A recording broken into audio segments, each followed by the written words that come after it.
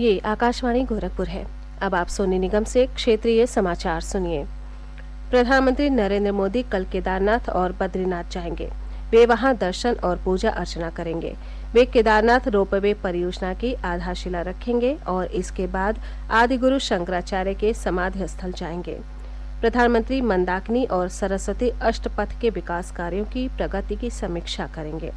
बद्रीनाथ में प्रधानमंत्री नदी तट विकास कार्यों की प्रगति की समीक्षा करेंगे तथा चमोली के माड़ा गांव में सड़क और रोपवे परियोजना की आधारशिला रखेंगे। कानपुर में आज से अग्निवीर सेना भर्ती रैली शुरू हो गई है।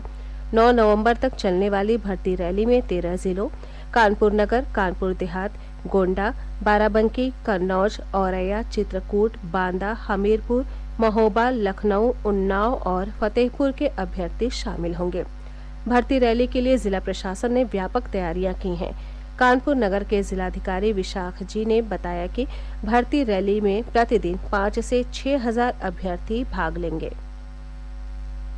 राष्ट्रीय जांच एजेंसी NIA ने कल वाराणसी से आतंकी संगठन ISIS से जुड़े एक संदिग्ध आतंकी को गिरफ्तार किया। NIA की ओर से जारी विज्ञप्ति में बताया गया कि बासित कलाम सिद्दीकी नाम के इस संदिग्ध आतंकी के पास से IED और विस्फोटक पदार्थों के निर्माण से संबंधित हस्तलिखित नोट और अन्य आपत्तिजनक लेख बरामद किए गए हैं। जांच एजेंसी ने कहा कि ये संदिग्ध युवाओं को जिहाद के लिए उकसाता था। वो सक्रिय रूप से इंटरनेट के माध्यम से ISIS की प्रचार सामग्री का प्रसार कर रहा था। उप मुख्यमंत्री और स्वास्थ्य मंत्री ब्रजेश पाठक ने कहा है कि प्रदेश सरकार मेडिकल और इंजीनियरिंग की पढ़ाई हिंदी भाषा में शुरू कराने के लिए लगातार कार्य कर रही है। उन्होंने कहा कि मेडिकल के पाठ्यक्रम की कुछ किताबें हिंदी में प्रकाशित हो चुकी हैं और इसके लिए गठित समिति लगातार इस दिशा में कार्य कर रही है।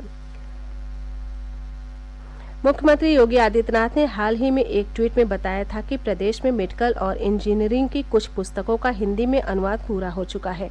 उन्होंने कहा था कि अगले वर्ष से प्रदेश के विश्वविद्यालयों और महाविद्यालयों में इन विषयों के पाठ्यक्रम हिंदी में विद्यार्थियों के लिए उपलब्ध होंगे।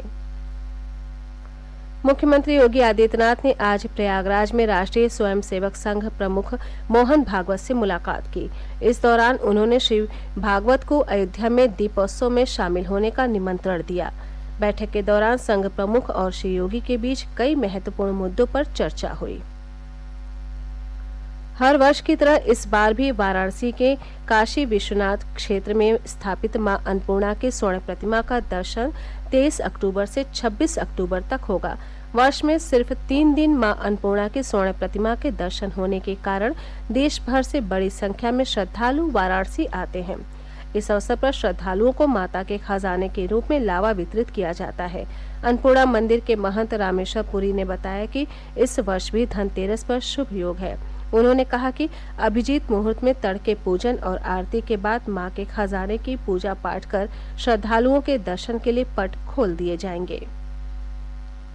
दीपावली से पूर्व मेरठ में खाद्य विभाग ने नकली खोआ से भरे एक वाहन को जब्त किया है। ये वाहन मेरठ के सरधना से दिल्ली की ओर जा रहा था। वाहन में 45 क्विंटल नकली खोआ था। खाद्य विभाग ने जांच के बाद खोआ को नष्ट कर दिया है। सहायक आयुक्त खाद्य दीपक कुमार ने बताया कि नकली खोवे की अनुमानित कीमत लगभग 12 लाख रुपए थी। केंद्र सरकार ने विश्वास व्यक्त किया है कि मौजूदा त्योहारी सीजन में दाल और प्याज की कीमतें नहीं बढ़ेंगी। उपभोक्ता मामलों के सचिव रोहित कुमार सिंह ने नई दिल्ली में संवाददाताओं को बताया कि देश में इनका पर्याप्त भंडार उपलब्ध है और केंद्र सरकार कीमतों की स्थिति पर कड़ी नजर रखे हुए है। गोरखपुर के सांसद रवि किशन ने कहा है कि कांग्रेस को लंबे समय बाद मल्लिकार्जुन खड़गे के रूप में गांधी परिवार से अलग अध्यक्ष मिला है, लेकिन वो सिर्फ नाम के लिए अध्यक्ष रहेंगे। पार्टी की कमान आगे भी 10 जनपद के पास रहेगी। एक दिवसीय दौरे पर वाराणसी पहुंचे श्री रवि किशन पार्टी कार्यकर्ताओं के साथ बैठक के बाद संवाददाताओं से बातचीत कर रहे थे। निर्वाचन आयोग ने वर्ष 2022 के दौरान मतदाताओं को शिक्षित और जागरूक बनाने के लिए मीडिया घरानों से राष्ट्रीय मीडिया पुरस्कार के लिए प्रविष्टियां आमंत्रित की हैं। इसके अंतर्गत प्रिंट, रेडियो, टेलीविजन और ऑनलाइन मीडिया को एक एक पुरस्कार दिए जाएंगे। इन पुरस्कारों का उद्देश्य चुनावों के बारे में जागरूकता पैदा करने के साथ साथ चुनावी प्रक्रिया के बारे में लोगों को शिक्षित करने और मतदान की प्रासंगिकता तथा महत्व बताकर चुनावी भागीदारी को बढ़ाना है। इसी के साथ ये समाचार बुलेटिन समाप्त हुए। नमस्कार।